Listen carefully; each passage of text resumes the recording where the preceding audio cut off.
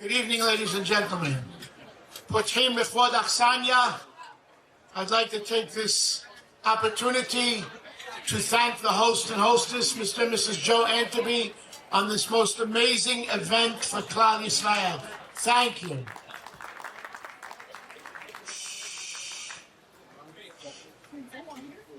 You know, there was once a rabbi who was giving a lecture. He was giving his Shabbat Dirasha, and a fellow in the audience, Sam, fell asleep. Now, the rabbi wasn't too happy that he was sleeping, but what can you do? As he went on with his Dirasha, this man, Sam, started snoring. Now the rabbi was really upset. And he says to the rabbi, to the fellow sitting next to him, he says, "Harry, wake up Sam." He says, "Rabbi, you put him to sleep, you wake him up."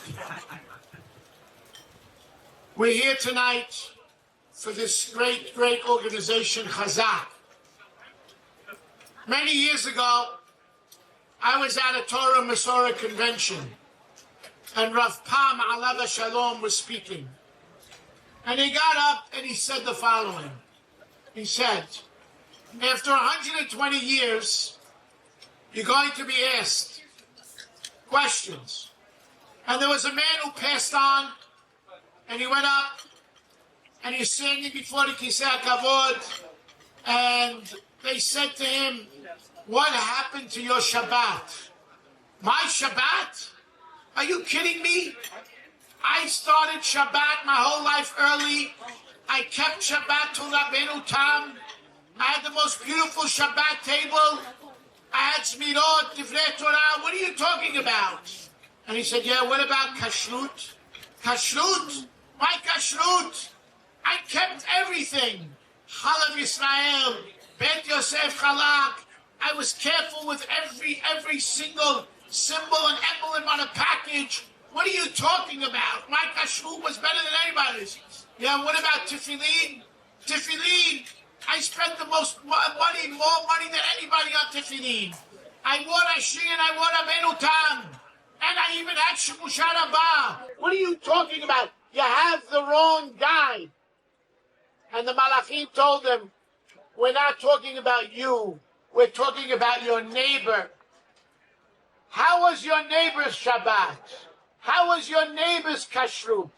How was your neighbor wearing tefillin? Why didn't you take care of them?" Rabotai, we will be held responsible. But then again, we're not in the kiddush business. So what could we do about it? You know what we could do about it? I want to tell you, all these thousands of children that Chazaq helps, the Joeys and the Sams and the Valdemirs and the Borises, all these children that they help, they're not my children, and they're not your children. They're HaKadosh Baruch Hu's children. Are we going to take care of HaKadosh Baruch Hu's children? Are we going to step up to the plate? You know, Rav Shimshon Pincus Alav Shalom met the Chafetz Chaim's daughter. She came out of Russia, an old lady, and she came to America. Totally irreligious. Zero. Irreligious. And he spoke to her. This is 35 years ago. He spoke to her. And she said to him, she was totally irreligious. Nothing. And she said to him, "You know, I ran away from home when I was 18, from Radin. I wanted to see the world. And I went to university. And I came back one day after a long while to my grandfather. And I said to him, 'Grandpa, Zaidi, why do you sit in the dark? Why don't you come out and see the light of the world?' And my grandfather took me over to the window. It was during World War I, when the technological revolution had just begun. And there was a bomber flying above. And he said, 'You see that plane? They one day will make a plane that will go to the moon.' See these bombs that they drop? It was dynamite dropping out of planes. They one day will make a bomb that will destroy the world.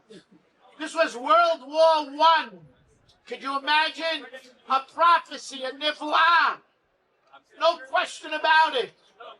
He said to her, that's what they do. They make planes, they make bombs. We make people. We make people. And it's our responsibility to make people. Could you imagine if that girl had a yeshiva to go to, a Bet Yaakov? There would have been a different outcome totally. Totally. But she didn't have it. And she got lost to the world. I want to tell you something. These children that are going to Chazaq, they're all in public school. 50% of those children will marry out if they don't go to a yeshiva. That is a fact. That is a fact. And if they do go, you'll see greatness come out from them. You know David HaMelech, remember him? He was young, he was ruddy, he was a shepherd. Hashem tells Shemuel, go anoint one of Yishai's children king. Which one? You're the Noah, you're the seer, go. And David HaMelech goes. He tries the first son, the second son, the third son. Every time he tried to pour the Shem HaMelech on the head, it froze in the flask. Finally, the line finished. Shemuel says to Yishai, maybe you have another son? Not really. What do you mean not really? Safek, son. Not sure. Bring him out. Brings him out, and he sees he's young, he's ruddy, he looks meek. He says, it can't be. Can't be. But I have to try. Took out the flask of oil, poured it on his head, and the oil came coming down. Even ma'asu haponim hayeta lerosh pinah. The stone that the builders rejected, that was David HaMelech. Hayeta lerosh pinah. He became Rosh Pinah. These children, they're rejected. They can become Rosh HaPinah. How many times do we see this growing up? Children who are most likely not to succeed became great Talmidei Chachamim, great businessmen, laymen supporting Torah. We cannot allow this to happen.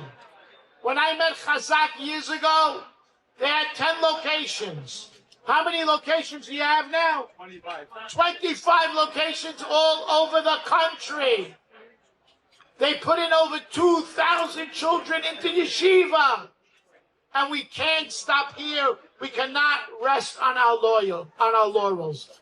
We're going to have to answer after 120 years. What are we going to answer? You know you're going to answer? I'm not in Kiru, but I gave Chazaq money. And that's going to be a good enough answer. I supported Chazaq. I was part of saving children's spirituality. Thank you for listening. Thank you for supporting. Have a wonderful evening.